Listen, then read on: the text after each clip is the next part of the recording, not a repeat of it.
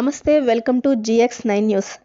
BJP నూతన జాతీయ అధ్యక్షులుగా నితిన్ నబీన్ ఎంపిక పట్ల కోరుకొండ బీజేపీ పార్టీ కార్యాలయంలో కోరుకొండ మండల అధ్యక్షులు అడప సుధీర్ కుమార్ ఆధ్వర్యంలో అభినందన సభ ఏర్పాటు చేశారు. ఈ సమావేశంలో బీజేపీ నాయకులు పాల్గొని ఆనందం వ్యక్తం చేస్తూ స్వీట్స్ పంచుకున్నారు.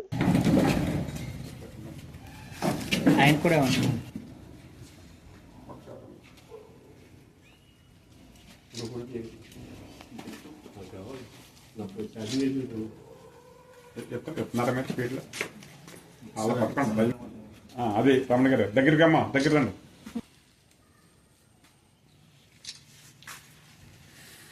ఒక్కసారి ఎలా చూడండి. విష ప్రచారం ఇవాళ భారతీయ జనతా పార్టీ కూడా విపక్షాలు చేస్తూ ఉన్నాయి. ఇవాళ గాంధీవాద ముసుగులో 70 సంవత్సరాల పాటు ఈ యొక్క దేశాన్ని పాలించి అధోగతి పాలించడం వారి వృత్తి ఇవాళ నామకరణం చేశారనేటటువంటి ఏదో విష ప్రచారం ఇవాళ ప్రభుత్వంపై చిమ్మేటటువంటి కార్యాచరణ చేస్తూ ఉన్నారు. ఇవాళ మేము ఇక్కడ అటు ప్రభుత్వానికి ఇటు ప్రజలకి వారధిగా పనిచేసేటటువంటి బాధ్యత మాపై ఉన్నది. ఇవాళ ప్రభుత్వం ఏదైతే సంకల్పించినటువంటి పథకాలు ఉన్నాయో అవి ప్రజల్లోకి తీసుకుపోయేటటువంటి కార్యాచరణ ఏం చేయాలి, అలాగే ప్రజల ద్వారా ఏంటంటే సమస్యలు ఉన్నాయో ప్రభుత్వం దగ్గర తీసుకుపోయేటటువంటి పని మాపై ఉన్నది, తీసుకెళ్లాల్సినటువంటి పని మాపై ఉన్నది. అది మేము రాష్ట్ర పార్టీ మాధవ్ గారి అధ్యక్షతన, తర్వాత జిల్లా పార్టీ నాగేంద్ర గారి ఒక ఆధ్వర్యంలో మేము పదే ఏదైతే సమస్యలను మనం తీసుకుపోతా ఉన్నాం దాన్ని పరిష్కరించే దిశగా కూడా ప్రభుత్వం మీద కూడా ఒత్తిడి తీసుకొచ్చేటటువంటి ప్రయత్నం చేస్తూ ఉన్నాం. అంతేకాకుండా వాళ్ళకి స్థానికంగా అనేక అభివృద్ధి కార్యక్రమాలకు ఉండేటటువంటి స్థానిక పార్లమెంట్ సభ్యురాలు చొరవతో అనేక అభివృద్ధి కార్యక్రమాలకు శ్రీకారం చుడుతూ ఉంది. అది కూడా అందరి యొక్క ఇటు ఎమ్మెల్యే గారి యొక్క సహకారంతో, అటు ఎమ్మెల్సీ సోమవీరాజు గారి యొక్క సహకారంతో, వీళ్ళందరి అధ్యక్షతన, అలాగే రుడా చైర్మన్ బొడ్డు వెంకటరమణ చౌదరి గారి యొక్క సహాయ సహకారాలతో, అలాగే ఇవాళ ఇక్కడ జూ పార్క్ కూడా రావడం జరిగింది. అలాగే ఇక్కడ ఎయిర్పోర్ట్ ఆధునీకరణ విషయంలోనైతేనేమి, అటు రైల్వే ఆధునీకరణ విషయంలోనైతేనేమి, అలాగే ఇటు మన కోరుకొండ కొండకి ఈ రోప్వే విషయంలోనైతేనేమి, అలాగే టూరిస్ట్గా ఇక్కడ ఈ యొక్క పర్యావరణాన్ని అంతా కూడా అభ్యుదయం చేయాలని చెప్పి ఒక మహత్తర ఆలోచన కూడా ఇవాళ చేయడం జరుగుతుంది. కాబట్టి ఇవన్నీ కూడా మెరుగులు దిద్దుకోవాలంటే ఇలాంటిటువంటి ప్రభుత్వం సమర్థవంతమైన ప్రభుత్వానికి వాళ్ళ ప్రజలందరూ కూడా తమ యొక్క సహకారం తెలియాలని చెప్పి తెలియజేసుకుంటూ, అలాగే ఇవాళ విపక్షాలు రాను కూడా ఇవాళ ఈ దుష్ప్రచారం మొదలెట్టు ఉన్నాయి.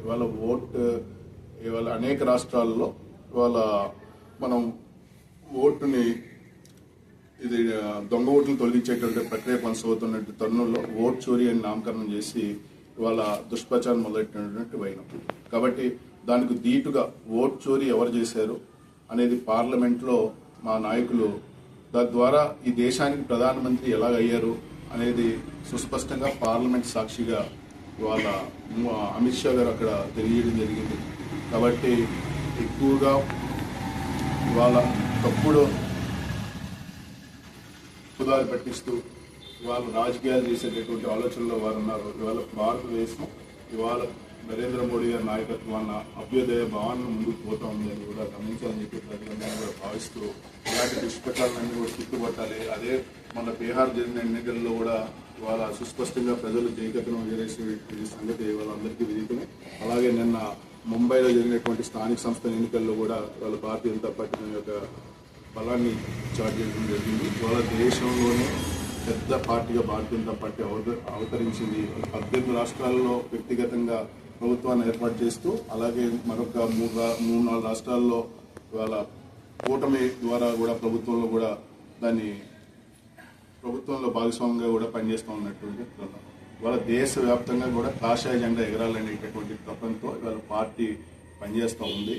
ఆ దిశగా ఇవాళ మరొకసారి నితిన్ నబీన్ గారికి శుభాకాంక్షలు తెలియజేస్తూ వారి అధ్యక్షతన ఏదైతే కార్యాచరణ ఉందో దేశవ్యాప్తంగా కాషాయ జెండా ఎగరాలనేటువంటి ఉద్దేశం ఏదైతే పార్టీ సిద్ధాంతం ఏదైతే ఉందో అది నెరవేరబోతుందని చెప్పి ఆయన యొక్క అధ్యక్షతన అది నెరవేరబోతుందనేటటువంటి ఆశాభావాన్ని వ్యక్తం చేస్తూ వారికి ఇంకోసారి శుభాకాంక్షలు తెలియజేసుకుంటూ